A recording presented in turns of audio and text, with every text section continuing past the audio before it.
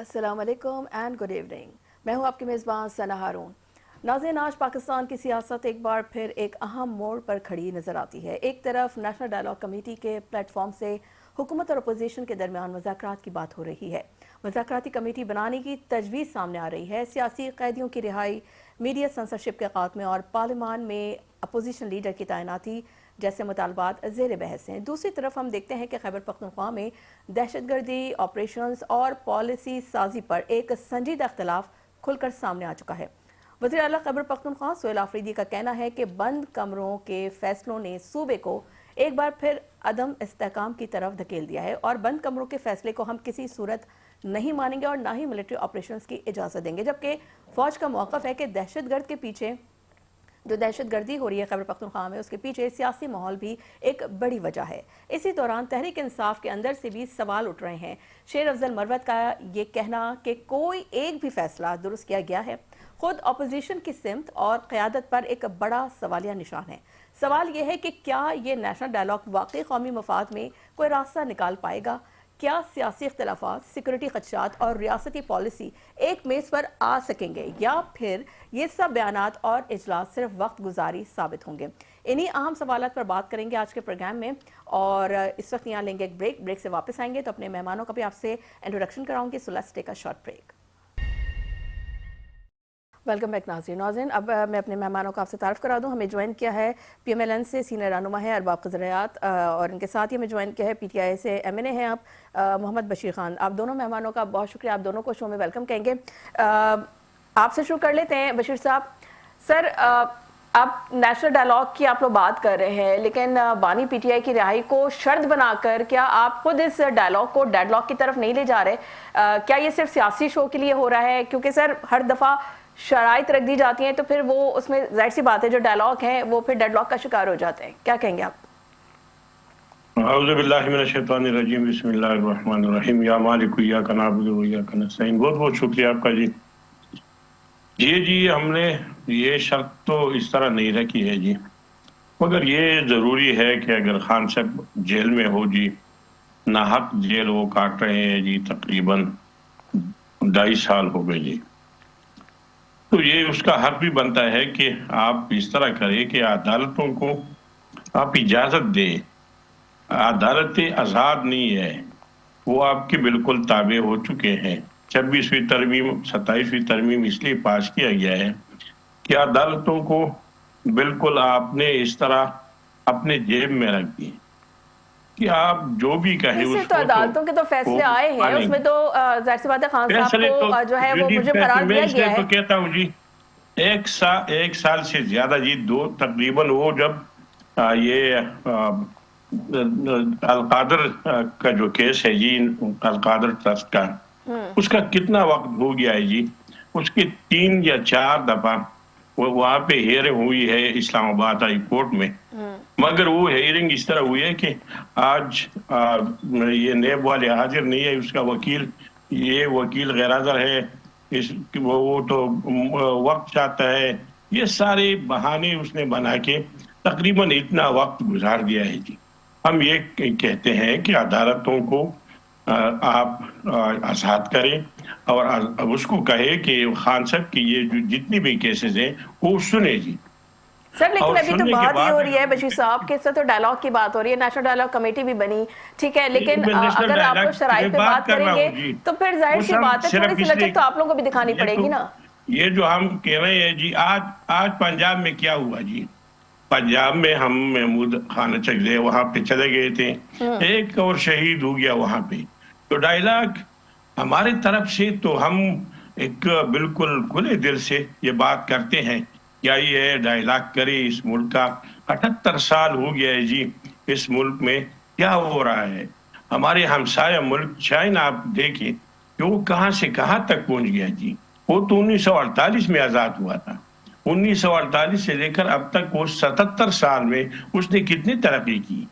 वो तो पूरी ठीक है पूरी बशीर साहब, दुनिया में चाहिए। जरा शामिल गुफ्तगू कर लेते हैं अरबाब फजल रियाज साहब को, हमारा क्योंकि ये आप अगर हाल है पड़ोसी कि मुल्क की तरक्की की बात कर रहे हैं सर, तो अगर सिर्फ एक सूबे खैबर पख्तूनख्वा पे बात शुरू होगी तो बड़े सर आप लोग सीखपा होते हैं। लेकिन बहरहाल अरबाब फजल साहब ये बताइए, अगर हुकूमत जो है वाकई डायलॉग में संजीदा है तो अपोजिशन लीडर की जो तैनाती है और सियासी कैदियों की रिहाई पर अमली इकदाम जो है वो क्यों नहीं हो रहे हैं? क्या ये सिर्फ जो है वो शबी साजी नहीं हो रही है कि सिर्फ ठीक है एक टेम्परेचर बिल्डअप करने के लिए?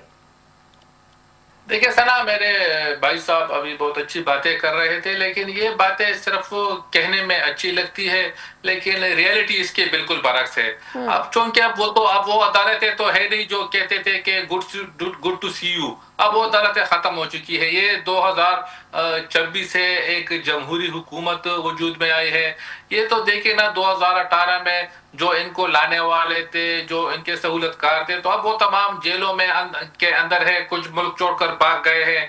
तो ये अब जो है ना वो वक्त ही है। अब मुल्क में एक जमहूरी हुकूमत है और हम मुल्क को स्टेबल करना चाहते हैं, क्योंकि पाकिस्तान मुस्लिम लीग नून और उनकी जो इत्तेहादी जमातें हैं तो वो पाकिस्तान को स्टेबल देखना चाहती है और स्टेबल वो कर रही है और अपनी भरपूर कोशिशें कर रही है। देखिए डॉलर किस वक्त के, उस वक्त डॉलर क्या के रेट तो 340-350 क्रॉस कर चुका था। अभी जब से हमारी गवर्नमेंट आई है तो देखिए डॉलर 278 रुपए पर टिका हुआ है, ना आगे जा रहे ना पीछे जा रहे। तो इसको हुकूमतें कहती है। और हम देखें इस वक्त जो हमारा एजेंडा है तो वो मुल्क से दहशतगर्दी का खात्मा करना है, क्योंकि इस वक्त जो हमें सबसे बड़ा चैलेंज है वो दहशतगर्दी का है। इस वक्त देखिए मैं खैबर पख्तूनख्वा के दारुल हुकूमत पिशावर में बैठा हुआ हूँ, तो शाम के बाद हम घर से बाहर ही नहीं निकल सकते हैं। पिशावर में यहाँ से 1 किलोमीटर दूर हम नहीं जा सकते हैं। ये यहाँ के हालात है। सुबह अगर हम घर से बाहर निकलते हैं, मैं या कोई भी बाहर निकलते, हमको ये पता नहीं होते कि हम शाम को घर वापस लौटेंगे या नहीं। ये इस सूबे के हालात है। यहाँ पर आप देखिए कि हम टीवी खोलते हैं, इनकी करप्शन की दास्तान है। अगर हम अखबार को खोलते हैं तो रोज कोई ना कोई करप्शन की दास्तान देखने को मिलती है।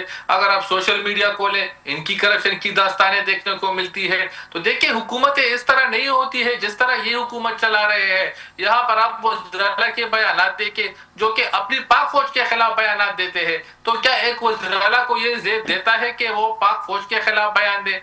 उस पाक फौज के खिलाफ जो कि बॉर्डरों पर अपनी शहादतें दे रहे हैं। यहाँ पर अगर हम रात को आराम की नींद सो रहे होते हैं तो वो लोग वहां पर अपनी जानों के नजराने दे रहे होते हैं। तो ऐसी पाक फौज के खिलाफ तो बयान देना देखे ना, ये तो एक जुल्म है। तो फिर आप किस तरह इन लोगों के साथ डायलॉग करेंगे? मुझे तो इस बात की समझ नहीं आ रही है। ठीक है अरबाब साहब, पॉइंट टेकन। बशीर साहब, अरबाब साहब बता रहे हैं कि ज़ाहिर सी बात है कि डायलॉग की बात इसलिए की गई थी कि ताकि चीज़ें आगे मूव फॉरवर्ड हो सके, लेकिन जिस तरीके के बयानबाजी आप लोगों की जानिब से जो है वो ज़ाहिर सी बात है वो होती रही है माजी में और अभी भी, तो आप लोगों का जो स्टैंड है वो काफ़ी रिजिड है। तो सर आगे बात बनेगी कैसे? क्योंकि आप ही के अपने जो सीनियर रहनुमा हैं शेर अफजल मरवत जैसे सीनियर रहनुमा, वो ये कहते हैं कि कोई एक भी फैसला दुरुस्त किया गया। तो सर ये जो बानी पीटीआई की जो हिकमत अमली पर जो अंदरूनी अदम एतमाद का एतराफ़ नहीं है, क्योंकि सर इस वक्त जो नज़र आ रहा है पीटीआई जो है वो सिर्फ बानी पीटीआई हैं और उसके बाद ग्राउंड पे जो है वो सिर्फ अवाम में जो उनके सपोर्टर्स हैं, बट आपकी जो आला क़यादत है वो खुद एक पेज पे नहीं है। क्योंकि अभी हम अगर बात कर रहे हैं नेशनल डायलॉग कमेटी की, तो उस कमेटी को जो हेड कर रही है पीटीआई की जानिब से वो लोग कर रहे हैं, जैसे फवाद चौधरी साहब कर रहे हैं और महमूद मौलवी साहब कर रहे हैं। तो सर ये तो वो लोग हैं जिनके बारे में पार्टी ये कह रही है, पार्टी का मौक़िफ़ ये है कि वो उनको ऑन ही नहीं कर रहे। तो सर फिर इस डायलॉग कमेटी का क्या फ़ायदा है? और इस तरीके की अगर बयानबाजियां होती रहेंगी तो आगे तो चीज़ें नहीं चल सकती। ये जो आप हमारे भाई ने भी कहा जी कि वहां पे दहशतगर्दी हो रही है, तो 2018 से 2022 तक पार्टी हुकूमत और सूबाई हुकूमत पख्तूनख्वा में ये पीटीआई का था जी। उस वक्त इसको मैं इससे सवाल करना चाहता हूँ जी कि वो कितने दहशतगर्द वहां पे दहशतगर्दी थी, कितने % थी वहां पे, उत्कर्ष हमले कितने थे, इस तरह वो ये सारे दहशतगर्दी के जो वहां पे हो रही थी, तो कितने उसमें बिल्कुल न होने के बारे में मैं जी वो जवाब दे देता हूँ। मैं वो जवाब देता हूँ। उस वक्त आप लोग बाद में दे दीजिए, बाद में दे दीजिए, बाद में आप दे दीजिए, बेशक बाद में दे दीजिए। 2022 तक ये जी मेरा जो वक्त है जी, उसने मुझसे सवाल किया है जी, मैं उसका जवाब देना चाहता हूँ जी। 2022 तक कोई भी दहशतगर्दी वहां पे नहीं थी। दहशतगर्दी कब से शुरू है जी? 1979 से जी। अब तक हम अमेरिका का जंग लड़ रहे हैं। 79 को छोड़ दें, हम आप यही बात कह रहे हैं, 20 साल से बार वहाँ बार पे ये बात कर रहे में हैं आप लोगों की कि जो हुकूमत है जंग है वो माजरत के साथ। अमेरिका की बशीर है, साहब, हमारा नहीं है जी। आपकी बशीर साहब इससे बात सुने सर बात सुने। अफगानिस्तान में जी, अब मैं अर्ज करना चाहता हूँ जी, अफगानिस्तान में जब से अमेरिका यहाँ से निकलना था तो निकल गया जी 2023 में, 2022 में निकल गया जी उस वक्त, और 2023 में पूरा इनकलाब हो गया जी। इसके बाद आप देखिए जी अमेरिका वाले क्या चाहते हैं। अब वो चाहते ये है कि दोबारा वहां पे बागराम एयरबेस वापस लें, उससे अफगान तालिबान से जो वहां के हुक्मरान है उससे अपना बदला ले। इसके लिए हमको लड़वा रहे हैं जी। ये हम अपनी जंग नहीं लड़ रहे हैं, हम अमेरिका के पराये जंग में हम वहां पे कूद पड़े हैं और हम जंग लड़े हैं। इसलिए हम कहते हैं कि ये जंग हमारी जंग नहीं है। एक बात ये है, जो आप कहते हैं जी कि आपने ये फौज के खिलाफ, हम फौज के खिलाफ नहीं है जी। ये जो DGI-SPR है जी, वो बिल्कुल कुलम कुल्ला उसने सियासत शुरू कर दी है जी।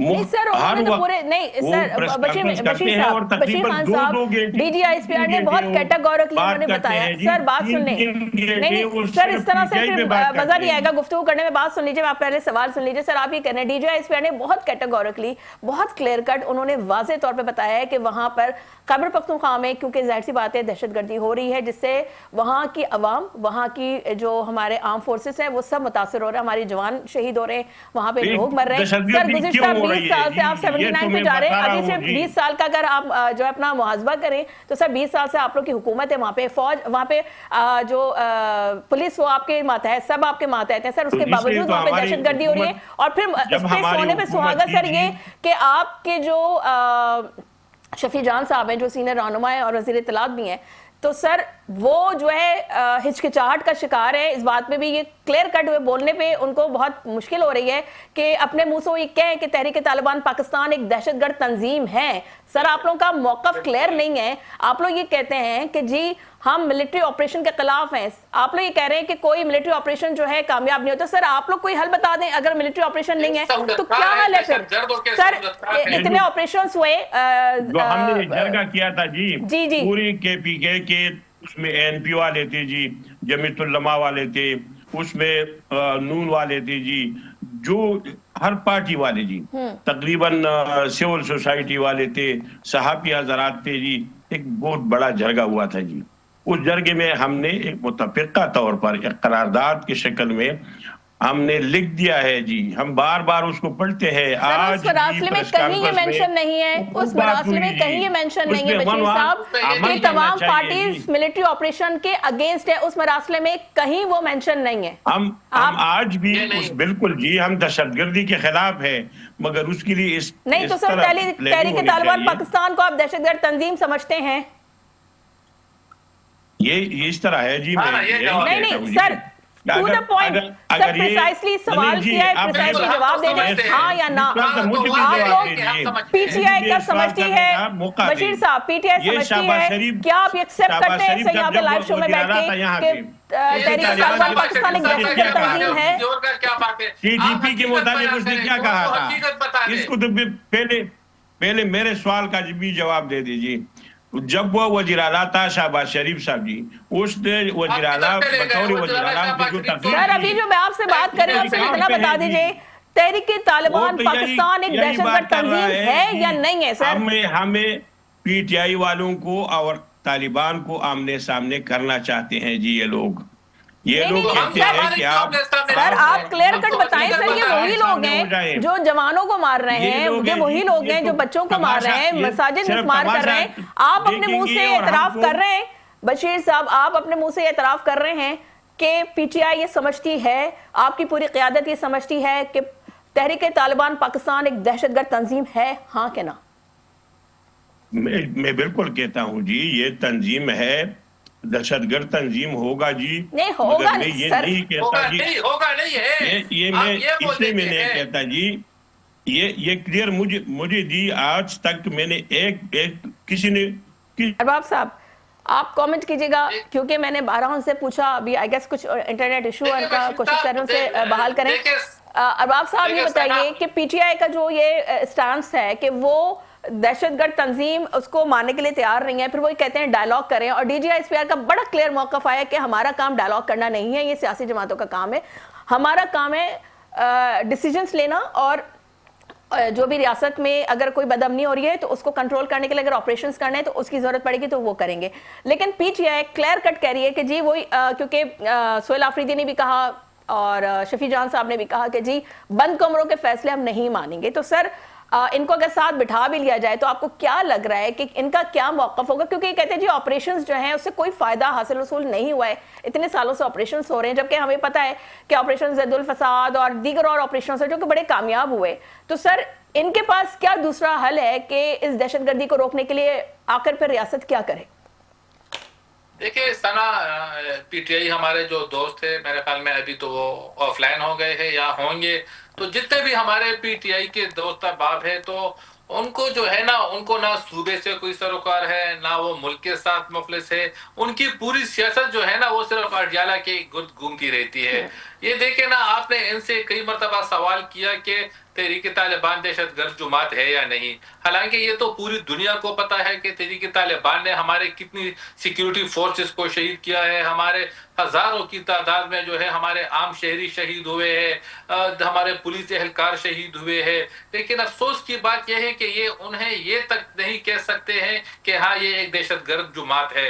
हालांकि डीजीएसपीआर साहब ने गुज़श्ता रोज अपनी जो प्रेस कॉन्फ्रेंस थी उसमें खुलकर सब कुछ बातें बता दी है। तो इसके बाद भी अगर ये लोग टीटीपी को दहशतगर्द तंजीम नहीं कह सकते, तो इसका तो साफ मतलब है कि ये दहशतगर्दों के सहूलतकार है। जबकि पेशावर जो खैबर पुख्तूनख्वा में जो 40,000 तालिबान आए थे इनके हुकूमत में, और मुझे आज भी याद है इमरान खान साहब का वो स्टेटमेंट रिकॉर्ड पे मौजूद है, उस वक्त परवेज खटक साहब वज़ीर आला थे कि हम तालिबान को यहाँ पर दफातर खोलने की इजाजत देते हैं। तो देखिए ना, तो इस किस्म के बयानात, और फिर जो मुशर्रफ साहब ने इस मुल्क के साथ किया था, तो ये तो मुझे उसी का तसलसल था कि ये जो इनकी पीटीआई की हुकूमत थी उसी तरह वो भी तालिबान को सपोर्ट कर रही थी, और अभी भी जो है वो दहशतगर्दों को सपोर्ट कर रहे हैं। वरना इनमें इतनी हिम्मत नहीं है। हम तो देखिए रियासत और पाक फौज, पाकिस्तान के अवाम खुलकर ये कह रहे हैं कि हाँ तहरीक तालिबान ने पाकिस्तान का बहुत खून बहाया है, लेकिन अफसोस कि इन लोगों में इतनी हिम्मत नहीं है कि ये कह सके कि हाँ ये एक दहशतगर्द जुमात है। दूसरी जो है बात यह है ना कि खैबर पुख्तूनख्वा में जो है तो इनकी जो एक नाअहल और कठपुतली हुकूमत यहाँ पे बनी हुई है। आप वो ज़िराला के बयानात देखे कि वो देखे, एक तरफ ये लोग कह रहे हैं कि हम मुज़ाकरात करना चाहते हैं, दूसरी तरफ वो ज़िराला कहता है कि मुज़ाकरात करने वाले मुज़ाकरात करें, हम अपने एहतजाज करेंगे। तो अब आप इन लोगों के साथ किस तरह मुज़ाकरात करेंगे? फिर ये देखे कि वज़ीर-ए-आला खैबर पख्तूनख्वा जब लाहौर चले गए थे, वहां पर इनके बयानात देखे कि वो क्या कुछ कह रहे थे। इसके अलावा इनके जो वज़रा है उनके बयानात आप देख ले, तो देखिए ना, अगर ये लोग पाक फौज के खिलाफ बातें करेंगे, अगर ये लोग रियासत के खिलाफ बातें करेंगे, तो इन लोगों के साथ आप किस तरह मुज़ाकरात करेंगे? मुझे तो ये समझ नहीं आ रही है।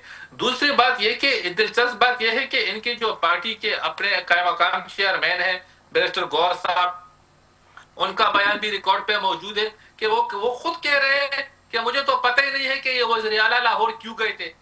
ठीक, देखिए ये एक अच्छा हकीकत भी है। अरबाब साहब, क्या हुकूमत को ये जानना चाहेंगे कि क्या हुकूमत को कोई खौफ है कि बानी पीटीआई की रिहाई के बाद जो है वो सियासी मैदान एक बार फिर उसके हाथ से निकल सकता है?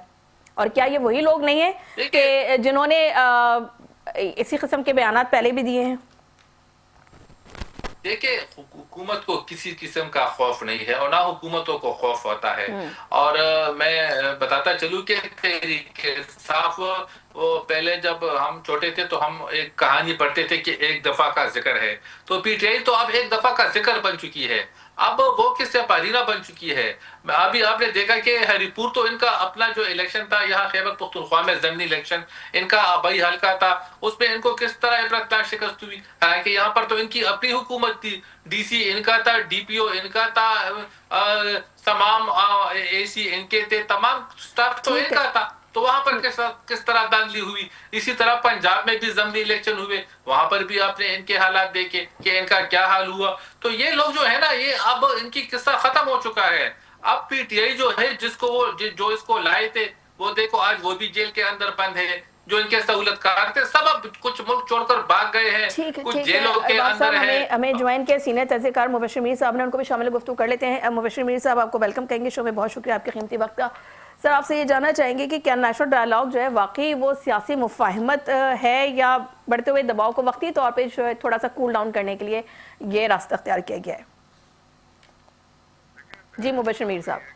पॉलिटिकल लोग होते हैं वो कभी भी मेरी जाती राय है कि उन्हें डायलॉग का रास्ता कभी भी तर्क नहीं करना चाहिए। हमेशा डायलॉग को जो है वो अहमियत देनी चाहिए, क्योंकि जो सियासत है वो डायलॉग से ही आगे बढ़ती है। वो किसी किस्म की जो एहतजाज होते हैं वो वक्ती तौर पर होते हैं, तवज्जो दिलाने के लिए होते हैं या अपनी एक नोटिस कराने के लिए होते हैं, लेकिन फाइनली जो है वो टेबल पे बैठना चाहिए। अगर इसको संजीदा बनाना जो है वो मेरा ख्याल है ज्यादा जिम्मेदारी जो है वो हुकूमत की है। और जो हुकूमत चूंकि पावर में होती है उसके पास मुतालबात मानने के जो एक पावर है वही होती है। बाकी जो अपोजिशन की पार्टियां होती हैं या अपोजिशन के लोग होते हैं उनके लिए तो वही होता है कि उन्होंने मुतालबात रखने होते हैं। तो बहुत बड़ी जिम्मेदारी जो होती है ना वो सरकार की होती है कि किस तरह वो डायलॉग को कामयाब बनाए। अगर हुकूमत चाहे तो उसके लिए अच्छे TOR जो हैं वो और वर्केबल एनवायरनमेंट और एतमाद साजी उसमें सबसे अहम चीज है कि फर्स्ट लेवल जो है वो इतना होना चाहिए कि दोनों साइड्स जो हैं वो बैठकर बात करने को तैयार हो जाएं, और ताकि ये हो कि जो गुफ्तगू होगी उसके ऊपर अमल दरामद भी होगा। फिर ये होता है कि भाई जो ट्रस्ट लेवल है उसको बेहतर करने के लिए क्या कोई उसके अंदर कोई सालसी का रोल प्ले करने वाले लोग किस नौइयत के हैं। अगर तो वो वाकई क्रेडिबल हैं तो फिर मुज़ाकरात के कामयाबी के इम्कानात बढ़ जाते हैं और सिलसिला जो है वो आगे बढ़ सकता है। अब ये बॉल जो होती है गवर्नमेंट के कोर्ट में होती है कि वो इन सारी चीजों को मद्देनजर रखते हुए ऐसा माहौल क्रिएट करे। और मुबश्शिर मीर साहब, क़त्ल कलामी की माज़रत चाहूंगी। राना सनाउल्लाह साहब ने कहा कि अगर बानी पीटीआई जो अगर वो डायलॉग का रास्ता अख्तियार नहीं करना चाहते, अगर वो बात करना नहीं चाहते हैं, डायलॉग के टेबल पे नहीं बैठना चाहते, तो हुकूमत कुछ नहीं कर सकती। फिर जब उनका मूड होगा बात करेंगे, क्योंकि DGI-SPR ने तो वाज़ेह तौर पे कह दिए कि डायलॉग करना, बातचीत करना हमारा काम ही नहीं है, ये सियासी जमातों का काम है। तो सर फिर अगर बानी पीटीआई नहीं चाह रहे तो फिर आगे बात कैसे बनेगी? अभी तक तो समझ आ रही है कि देखें 8 फरवरी का डे आ रहा है जो इलेक्शन डे था, और उस इलेक्शन डे को पीटीआई ने लास्ट ईयर भी उन्होंने एक तरह से अपना प्रोटेस्ट रिकॉर्ड कराया था, और वो चाह रहे हैं कि 8 फरवरी को दोबारा वो प्रोटेस्ट करें कि हमारा इलेक्शन जो है उसमें हमारा मैंडेट जो था वो हमसे छीना गया था। अगर तो गवर्नमेंट चाहती है कि 8 फरवरी का जो एहतजाज है वो टल जाए और इलेक्शन के हवाले से गुफ्तगू ना हो, उसकी क्रेडिबिलिटी पे बात ना हो और सिर्फ इलेक्शन पे बात ना हो, बल्कि ये जो मुज़ाकरात हैं इस हद तक तो हम इंगेज रखें अपोजिशन को, लेकिन उसके बाद जो है वो सीरियसनेस जो है वो हो या ना हो उससे कोई फर्क नहीं पड़ता। तो फिर तो मेरा ख्याल है कि बात जो है बहुत गलत है, उसको हम सपोर्ट नहीं करनी चाहिए, अब सीरियसनेस होनी चाहिए। अच्छा, तो मुबश्शिर मीर साहब, आप क्या समझते हैं कि पीटीआई अब एक सियासी जमात है या मुख्तलिफ धड़ों में जो है वो बटी हुई मज़ामती तहरीक बन गई? क्योंकि खासकर जब पार्टी के अहम अनासिर हैं जो प्रेस कॉन्फ्रेंसेस करके अलग हुए और आज भी पार्टी के मौक़िफ़ के खिलाफ चल रहे हैं, तो क्या लग रहा है आपको? क्योंकि वहाँ पे इतनी धड़ेबंदियाँ हैं, क्योंकि इस वक्त लोग तो यही सवाल कर रहे हैं कि स्पेशली जो ये जो डायलॉग कमेटी है उसको जो उसकी जो क़यादत कर रहे हैं पीटीआई की जाने से, वो लोग हैं जो कि पार्टी से अलहदगी का ऐलान कर चुके थे प्रेस कॉन्फ्रेंसेस के जरिए, और उनके लिए बानी पीटीआई का भी ये बयान था कि जी जिन लोगों ने कॉन्फ्रेंस की और उसके बाद वो खामोश हो गए, तो उनके लिए तो जब मैं जेल से बाहर आऊँगा तो उनके लिए पार्टी में वापसी की गुंजाइश बाकी है। लेकिन वो लोग जिन्होंने प्रेस कॉन्फ्रेंस की, उसके बाद बाकायदा तौर पे पार्टी से अलहदगी का ऐलान किया और दूसरी जमातों में शमूलियत इख्तियार कर ली, तो उनके लिए वापसी के दरवाजे बिल्कुल बंद हैं। तो अब इस तरह हम ये देख रहे हैं कि फवाद चौधरी, महमूद मौलवी साहब और दीगर लोग जो बात कर रहे हैं, तो उनको तो पार्टी ही नहीं ऑन कर रही। नहीं तो उनकी क्रेडिबिलिटी भी तो नहीं है ना। आप देखें उनकी पोजीशन को, वो तो अपने तौर पर कोशिश कर रहे हैं कि उनको कोई तस्लीम कर ले, या वो मेरा ख्याल है कि जिनकी वजह से उन्होंने या जिनके दबाव से उन्होंने प्रेस कॉन्फ्रेंसेस की थी, वो शायद उसी हवाले से या उसी कनेक्शन की वजह से वो जो है वो ये माहौल क्रिएट करना चाहते हैं और वो उस एहतजाज को मुअख्खर करना चाहते हैं। ठीक। लेकिन मेरा ख्याल है कि जो पार्टी है, जो पीटीआई की जैसी भी पार्टी है इस वक्त, जाहिर है उनका जो मेन उनके जो रहनुमा हैं वो जेल में हैं, और भी इमरान खान के अलावा भी बहुत से लोग जेलों में हैं। लेकिन जो उनकी तंजीम मौजूद है, वो डिफरेंस ऑफ ओपिनियन तो पॉलिटिकल पार्टियों में होता है। आप ये तो नहीं कह सकते कि पार्टी खत्म हो गई है। पार्टी है तो उसका पार्लियामेंट में वजूद है, पार्टी है तो वो एक सूबे में हुक्मरानी कर रही है। वो एक सूबे के अंदर बशीर साहब, खैबर पख्तूनख्वा में दहशतगर्दी के हवाले से जो है DGISPR के बयान पर अब खुलकर क्यों नहीं आप लोग कहते हैं कि रियासती पॉलिसी कहाँ नाकाम हुई? क्योंकि मौवन खुसूसी जो अभी मैंने आपसे कहा, शफी जान अब भी कह रहे हैं कि कुछ ग्रुप्स हैं, कुछ लोग हैं जो सरेंडर करना चाहते हैं। तो सर ये हीले बहाने किस लिए सर? खुल के बोलें आज। ये जी मैं ये बात करना चाहता हूँ, आपसे भी सवाल है जी। ये स्वात में उस वक्त जब 2006 में 7, 8 और 9, 10, 11 ये 6 से तकरीबन 2011 तक जो दहशतगर्दी वहां पे हो रही थी, तो एक साइड आप हिस्ट्री में चले जाते हैं। आपसे मैं सवाल सीधा कर रही हूँ सर, आप घुमा फिरा के मुझे फिर आप सीधे से बताएं सर, आप लोग क्यों सपोर्ट करते हैं दहशतगर्दों को? आप लोग क्यों सपोर्ट करते हैं? आप लोग क्यों खुल के उनके दहशतगर्दों को सपोर्ट नहीं करता जी। नहीं तो सर आप खुल के कह दें फिर। सर आप कह रहे हैं सवात में आर्मी ऑपरेशंस के बाद सवात में अमन कायम किया गया, ऑपरेशन राह रास्त हुआ, ऑपरेशन निजात हुआ, ऑपरेशन जद्दुल जो है वो जद्दुल फसाद हुआ, रद्दुल फसाद हुआ। सर उसके बावजूद आप लोग का ये मौक़िफ़ कि ऑपरेशन से कोई हासिल नहीं है, तो आप लोग तरीक़ाकार बता दें कैसी जी। ये TTP कैसे बनी जी? मैं इसलिए कहता हूँ कि जो ड्रोन हमले हुए हैं जी, बाजौर से लेकर साउथ वजीरिस्तान तक, ये जितनी भी बच्चे, बूढ़े और इसके साथ खवातीन, वो सारे शहीद हो चुके हैं जी। वो क्यों शहीद हो गए?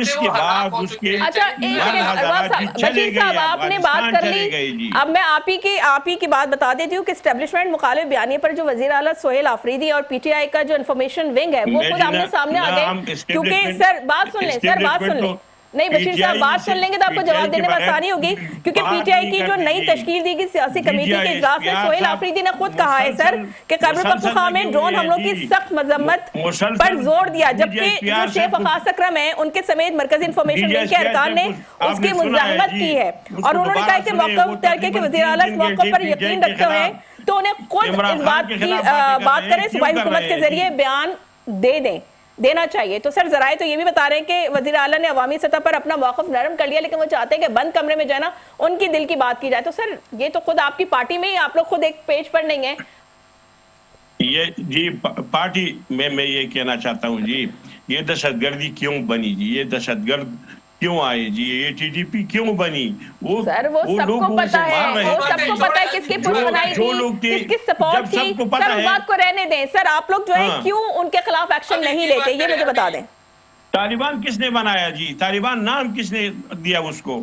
जनरल जियाउल हक ने अपने तकारीर में क्या कहा जी? ये हामिद गुल ने क्या कहा? इसके बाद जनरल मुशर्रफ क्या कहते थे कि हमने तालिबान को ट्रेन किया, हमने तालिबान को बनाया, हमने तालिबान को नाम भी दिया, हमने उसको बंदूकें दी, पूरी दुनिया से लोगों को यहाँ पे लाया। तो ये सारी चीजें इसने किया। तो इसमें PTI के उस वक्त PTI का क्या रोल था? लेकिन बशीर साहब जब इन्हीं दहशतगर्दों के खिलाफ आर्मी ऑपरेशंस होते हैं तो आप लोग उसके खिलाफ आप लोग आवाज बुलंद करते हैं, उनके खिलाफ अमल करने के लिए आप लोगों ने कोई एक्शन क्यों नहीं लिया? आपकी हुकूमत थी सर वहाँ पे, जब हमारे फौजी जवान मरते हैं तो तब आप लोग आवाज बुलंद नहीं करते। जब फौजी जवान मरते हैं आप उनकी जो है उनकी इयादत के लिए नहीं जाते सर। आप मतलब किस किस्म की आप लोग बात करते हैं सर? आप लोग खुल के कहते क्यों नहीं है कि तहरीक तालिबान पाकिस्तान एक दहशतगर्द तंजीम है? ये अगर हम अमेरिका के कहने पे ये सब कुछ कर रहे हैं तो हम अपने आप को बर्बाद कर रहे हैं, इस मुल्क को तबाह कर रहे हैं। इस मुल्क को हमने तबाह कर दिया पहले से, जो हमारा खारिजा पॉलिसी था इसी तरह अब दोबारा खराब करेंगे, दोबारा तबाह करेंगे इस मुल्क को।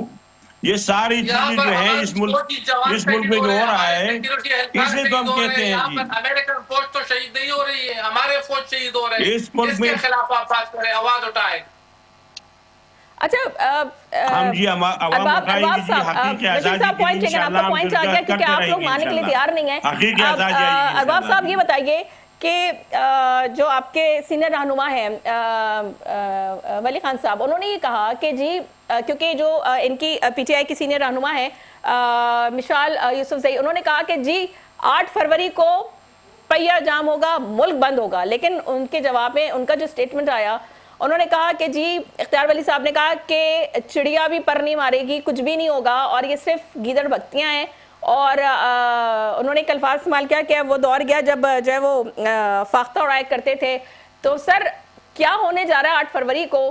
क्योंकि जब इनकी टॉप लीडरशिप है उनके ही स्टेटमेंट्स बहुत डिफरेंट हैं, सब एक पेज पे नहीं है। तो क्या वाकई 8 फरवरी को आवाम बाहर निकलेगी पीटीआई की कॉल पर? क्या होने जा रहा है 8 फरवरी को? देखिए 8 फरवरी को कुछ नहीं होने वाला है। 8 फरवरी के बाद 9 फरवरी आ जाएगी और बात खत्म हो जाएगी। ठीक। और देखिए 26 नवंबर के बाद जो है ना, 26 नवंबर के बाद इन लोगों में इतनी हिम्मत नहीं है कि ये अटक के उस बार चले जाए। ये बात भी मैं आपको क्लियर करता चलूं, क्योंकि ये अफगानियों को लेकर कभी इस्लामाबाद पे हमला करते थे, कभी ये लोग पंजाब पे हमला करते थे, कभी क्या करते थे, कभी क्या करते थे। अब वो दौर नहीं है, ये 2026 है। और ये मैं आपकी प्रोग्राम की वसात से ऑन द रिकॉर्ड बता रहा हूँ, पूरी कौम हमें देख रही है, सुन रही है कि ये लोग अटक के पार उस पार नहीं जाएंगे। ये बिल्कुल मैं आपको वाजे करता चलूं, क्योंकि ये लोग जो है ना, इन लोगों के साथ ना पार्टी कारकुन है ना अवाम इनके साथ निकल रहे। वरना पिशावर में इन्होंने जलसा किया जिसपे 2-3 हजार से ज्यादा लोग नहीं थे। कुहाट पे इन्होंने जलसा किया, वहां भी यही हाल थी। सवालबी में इन्होंने जलसा किया, वहां भी यही हाल था। पिशावर इस्लामाबाद मोटरवे इन्होंने बंद कर दिया, वहां भी इनके साथ 300-400 से ज्यादा लोग नहीं थे। अभी हरिपुर के इलेक्शन हुआ, उसमें भी आपने देखा कि अवाम ने इन्हें मुस्तरद कर दिया है। पंजाब में ज़मीनी इलेक्शन हुआ, वहां पर भी इनको मुस्तरद कर दिया गया है। इनकी सियासत खत्म हो चुकी है, ये अब सियासी यतीम बन चुके हैं। ये सिर्फ ऊट पटांग बयानात के जरिए अपने आप को सियासत में जिंदा रखना चाहते हैं, लेकिन अवाम इनकी असलियत जान चुके हैं। अब इनके साथ कोई बाहर नहीं निकलने वाला है। जिस तरह आपने बशीर साहब से कई मरतबा सवाल किया कि आया OTTP को दहशतगर्द तंजीम मानते हैं या नहीं, तो वो कभी 2006 में चले जाते हैं, कभी वो 1980 में चले जाते हैं, कभी 2006 में चले जाते हैं। तो देखिए इस तरह सियासत नहीं होती है। कौम को हकीकत बताना पड़ता है। कौम अब हकीकत जानना चाहती है कि हकीकत क्या है, इस मुल्क के साथ क्या हो रहा है। हम तो ये देखिए, हमारा तो बिल्कुल हमारा और रियासत का, पाक फौज का सिर्फ हमारा एक एजेंडा है कि हम इस मुल्क को, इस सूबे को दहशतगर्दी से पाक करवाएंगे। जब तक आखिरी दहशतगर्द जिंदा है उनके खिलाफ ऑपरेशन होगा और टारगेटेड ऑपरेशन होगा। ये नहीं कि अब मेरे मुबशिर मीर साहब, आपको क्या लगता है, क्या दहशतगर्दी का मसला जो है वो सिक्योरिटी से ज्यादा सियासी फैसलों का नतीजा बन चुका है? क्या अब भी कंफ्यूजन की गुंजाइश होनी चाहिए कि TTP दहशतगर्द तंजीम नहीं है, क्योंकि इस पे वाज़े मौक़िफ़ तो दे ही नहीं रही है पीटीआई? अच्छा, जो ये तहरीके तालिबान पाकिस्तान है, ये तो कुछ सेक्रेटेरियन ग्रुप्स जो पाकिस्तान भर में दहशतगर्दी करते रहे हैं, उनको भी सपोर्ट करते रहे हैं, जैसे लश्कर जंगवी वगैरह ग्रुप जो हैं, और उनके ऊपर अब गुफ्तगू कम हो रही है। दूसरा ये है कि तहरीके तालिबान जो अफगानिस्तान की है, उसको हमने एक वक्त में अपना बड़ा एसेट जो है वो डिक्लेयर किया था और हम उसकी बड़ी सपोर्ट करते थे। लेकिन इस वक्त सूरत हाल ये है कि हमारी जो अफगान पॉलिसी और मुल्क में दहशतगर्दी, जी, के उसमें पी के में उसको हम सपोर्ट दहशतगर्दी, नहीं करते थे पाकिस्तान, उसमें गुड और बैड तालिबान थे, बलोचिस्तान सपोर्ट में नहीं करते थे दहशतगर्दी, तालिबान। मैंने बात कर रहा हूँ ना, आपने बात की है, हमने सुनी है, आप सुन लें कि भाई बलोचिस्तान में नहीं जरा दहशतगर्दी मैं है। वजाहत अच्छा सुन ले, बात में अरबाब वजाहत साहब, कीजिएगा। let him talk, Balochistan let में him talk. दहशतगर्दी जी है, मुबशिर मीर साहब जी। बलोचिस्तान में दहशतगर्दी इसको है, छोड़िए जी, KPK में बात कर- दहशतगर्दी है, बात कर रहे थे इसको। सिंध के अंदर कराची में स्ट्रीट क्राइम है, कच्चे के डाकू दहशतगर्दी करते हैं, ये सारी जो दहशतगर्दियां हैं और अफगान पॉलिसी, इसमें पाकिस्तान की पार्लियामेंट में बहस क्यों नहीं होती? पाकिस्तान की जो फेडरल गवर्नमेंट है, जो मुस्लिम लीग नून की हुकूमत है और उनके इत्तेहादी हैं, वो दहशतगर्दी के ऊपर और ये अफगान पॉलिसी के ऊपर पार्लियामेंट में डिस्कशन क्यों नहीं कर रहे अभी तक? ठीक, मेरा ये सवाल है।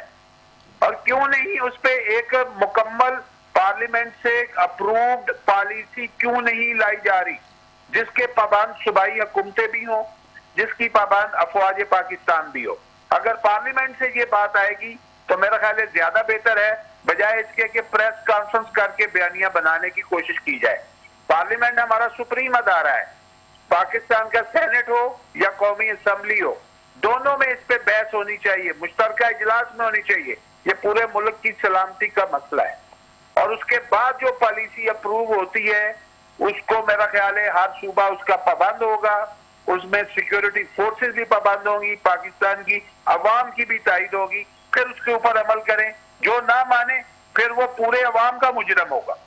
ठीक है। हमें इस तरह चलना चाहिए, हमें इस तरह नहीं चलना चाहिए कि एक प्रेस कॉन्फ्रेंस से हम कहें कि ये बयानिया बनेगा और इसकी इस तरह वहां पे होगा। भाई वैसे तो अफवाज पाकिस्तान जो है वो बगैर सूबाई हुकूमत की कंसेंट के ऑपरेशन कर रहे हैं। उन्होंने प्रेस कॉन्फ्रेंस में भी कहा है कि हमें कोई नहीं रोक सकता।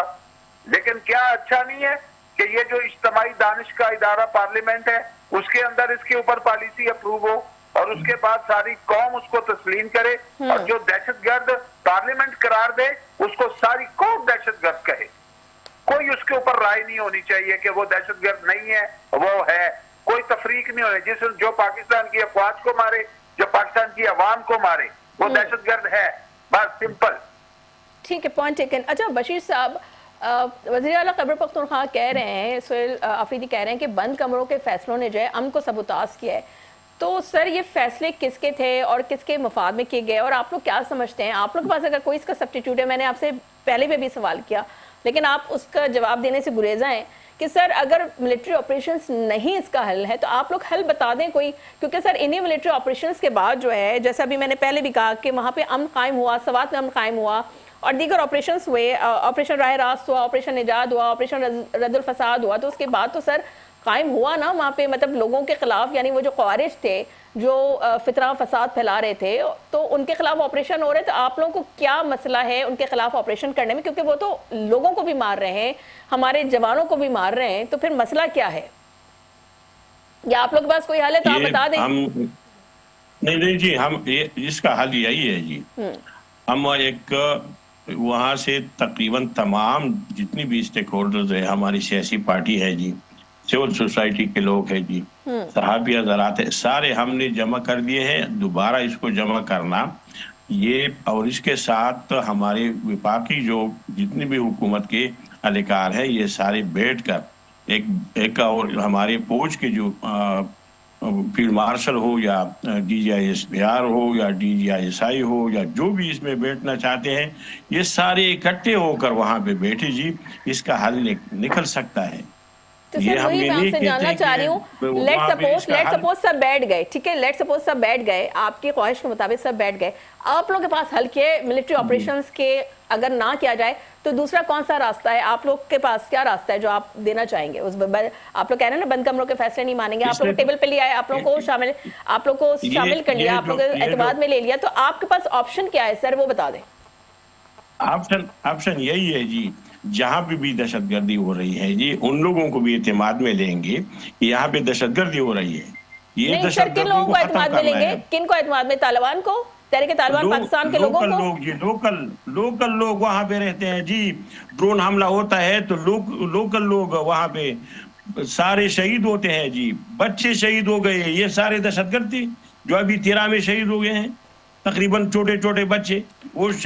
वो क्यों मारे गए? तो सर वही किसने छोटे छोटे मारे? बच्चों को हम यही जो कहते मार रहे हैं। हैं हम तो उनके तशद्दुद उनके के साथ खिलाफ- आप लोग कहते हम हैं तो डायलॉग तशद्दुद किए के जाएं, खिलाफ उन्हीं हैं। छोटे मगर बच्चों के इसका- सर को तन से इसका जुदा बाप जो करके है जी, यही तहरीक मैं ये तालिबान कहता हूं जी, पाकिस्तान के मैं जो दहशतगर्द थोड़ा सा हैं, सुनिए जो जी, खवारिज हैं, आप वो सिर्फ इंटरफेरेंस फुटबॉल करते बना हैं के तो फिर खेलते हैं और आप बात लोग नहीं कहते हैं बनती। उनके साथ डायलॉग किए जाएं। सर मतलब आप या तो इस साइड पे हो जाएं या उस साइड पे हो डायलॉग जी, जाएं। हम आप ये तक नहीं किसके कह रहे कि साथ तहरीक तालिबान करना पाकिस्तान एक चाहते हैं जी? दहशतगर्द तंजीम है। आप लोग उन बोलते हैं लोगों उनमें के ग्रुप्स साथ हैं करना चाहते हैं जी, उन लोग जी। हम तो डायलॉग उसके साथ नहीं ये करना चाहते आपके हैं, सवाल के दहशतगर्दों जवाब के तक साथ नहीं नहीं देंगे। जी। उन लोगों के साथ करना चाहिए जो वहां पे बैठे हुए हैं, वहां पे ड्रोन हमले हो रहे हैं, उनके छोटे छोटे सर बच्चों वो को तो शहीद विक्टिम्स कर है दिया ना, गया है। वो तो विक्टिम्स ये हैं। सारे सर आपसे मैं सोल्यूशन पूछ रही हूँ पॉइंट क्योंकि प्रोग्राम का वक्त खत्म हो रहा है। आप ये मुझे जो- शॉर्टली इसलिए बता तो मैं दीजिए कहता हूं जी, कि इसके बाद आपके पास सोल्यूशन क्या है इस मसले अगर का। ये क्योंकि सर वो आम आदमी जो से सिविलियंस फोर्स हैं बनानी है वो जी। तो कोई सोल्यूशन आपको नहीं दे सकते मैं ना, बताना चाहता हूं, रियासत मगर आप देगी। छोड़ते नहीं है तो फिर इसका मतलब क्या है? फिर मैं ये कहता हूं जी, हम एक फोर्स बनाएंगे उन लोगों से ठीक। कि अगर दहशतगर्द यहाँ पे आया तो ये आपकी जिम्मेदारी है, ये हवाम की जिम्मेदारी भी है, ये मेरा भी जिम्मेदारी है, आपकी भी जिम्मेदारी है। ठीक है, पॉइंट यहाँ से टेकन बशीर साहब, दहशतगर्दों को पॉइंट टेकन। निकालना। अरबाब खजर साहब आप लास्ट कमेंट कर दीजिए कि इनके इस स्टेटमेंट में हुकूमत का क्या मौक़िफ़ है और 8 फरवरी को जो है अगर क्राउड निकल आता है तो फिर हुकूमत किस तरह से टैकल करेगी, क्योंकि ये तो कह रहे हैं कि जी हम पूरा मुल्क जाम कर देंगे। सर शॉर्टली बता दीजिएगा क्योंकि लास्ट देखिए सना मैंने आपको पहले भी बताया कि इनके साथ अगर ये पूरे पाकिस्तान से 2000 अफराद भी इकट्ठे नहीं कर सकते हैं, इनकी सियासत खत्म हो चुकी है, ये सियासी यतीम बन चुके हैं। आपने देखा ना, आपने सिर्फ एक इनको ये कहने पे बार बार वो आपको इनको कहा कि आप ये बोल दे कि जो हमारे मासूम बच्चों को शहीद कर चुके हैं, जो हमारे पाक फौज को शहीद कर चुके हैं, जो हमारे दीगर सिक्योरिटी। ठीक है, बहुत शुक्रिया। मुबशिर मीर साहब लास्ट कमेंट आप दे दीजिए। बस सर प्रोग्राम का वक्त बिल्कुल खत्म हो रहा है, बस लास्ट कमेंट दे बस दीजिए। मैंने तो लास्ट कमेंट दे दिया कि भाई पाकिस्तान की पार्लियामेंट को अहमियत देनी चाहिए। पाकिस्तान की पार्लियामेंट से आपको दहशतगर्दी के खिलाफ अफगान पॉलिसी के ठीक है, ऊपर बहुत जो है वो राय शुक्रिया। लेनी सीनियर रहनुमा हमारे साथ मौजूद है अरबाब खजर साहब PTI से, हमें बशीर खान साहब आपका भी शुक्रिया, मुबशिर मीर साहब आपका भी शुक्रिया। नाज़िर मुझे दीजिए इजाजत, अपना रखिएगा बहुत ख्याल, अल्लाह हाफिज।